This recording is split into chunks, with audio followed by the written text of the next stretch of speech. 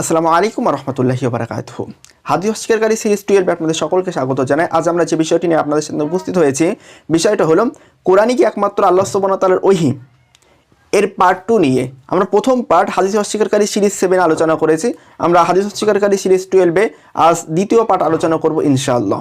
সর্বপ্রথম আমরা যে বিষয়টি নিয়ে আলোচনা শুরু করতে চাই সেটা হলো পবিত্র কোরআন সূরা হাশর 59 নম্বর সূরার 5 নম্বর আয়াত। আল্লাহ সুবহানাহু ওয়া তাআলা বলছে, তোমরা যে খেজুর গাছগুলোকে কেটেছো বা যে গাছগুলোকে মূলের উপরে আবদ্ধ রেখেছো তা ছিল আল্লাহ সুবহানাহু ওয়া তাআলার হুকুম। এই পয়েন্টে খেয়াল রাখবেন, তা ছিল আল্লাহ সুবহানাহু ওয়া তাআলার হুকুম। তা আল্লাহ এই জন্য চেয়েছিলেন যে আল্লাহ অবাধ্যকারীদেরকে লাঞ্ছিত করতে চেয়েছিলেন। মানে এখান থেকে আমরা একটা পয়েন্ট স্পষ্ট হয়ে নেই, যে সমস্ত গাছগুলো কাটা হয়েছিল তা ছিল আল্লাহ সুবহানাহু ওয়া তাআলার হুকুম, আর যে গাছগুলোকে কাটা হয়নি সেটাও ছিল তা আল্লাহ সুবহানাহু ওয়া তাআলার হুকুম।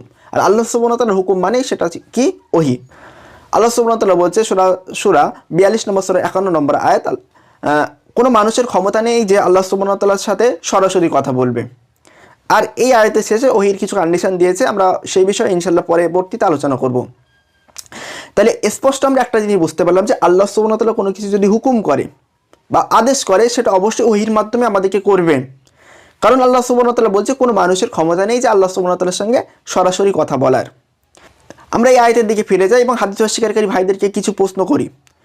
1 নম্বর প্রশ্ন, আল্লাহ সুবহানাহু ওয়া তাআলা যে ওহীর মাধ্যমে বা কোথা জানালো যে তোমরা এই অঞ্চলের বা এখানকার গাছগুলি কাটবা আর এই গাছগুলি কাটবা না, সেই অঞ্চলটার নাম আমরা জানতে চাই বা সেই এলাকাটার নাম আমরা জানতে চাই। আপনারা কোরআন থেকে আমাদেরকে জানিয়ে দেবেন যে আল্লাহ সুবহানাহু ওয়া তাআলা ওহীর মাধ্যমে কোন অঞ্চল বা কোন জায়গাটার কথা বলেছে। প্রশ্ন নম্বর 2, আল্লাহ সুবহানাহু ওয়া তাআলা কোন খেজুর গাছগুলিকে কাটার হুকুম দিয়েছিল বা আদেশ দিয়েছিল সেটা আমাদেরকে কোরআন থেকে দেখিয়ে দেবেন। কারণ আল্লাহ সুবহানাহু ওয়া তাআলার প্রত্যেকটা হুকুমই তো ওহী, আর ওহী হলে আপনাদের দৃষ্টিতে যেহেতু কোরআনের ছাড়া আর কোনো ওহী নেই, তাহলে অবশ্যই এটাকে আমাদের কোরআন থেকে দেখিয়ে দেবেন। প্রশ্ন নম্বর 3, আল্লাহ কোন গাছগুলোকে কাটতে নিষেধ করেছিল, কোন গাছগুলি কাটতে নিষেধ করেছিল সেই গাছগুলোর কথা আমাদের একটু কোরআন থেকে দেখিয়ে দেবেন, বা মানে কীরকম গাছগুলি কাটতে নিষেধ করেছিল সেই গাছগুলোর কথা আমাদের কোরআন থেকে দেখিয়ে দেবেন।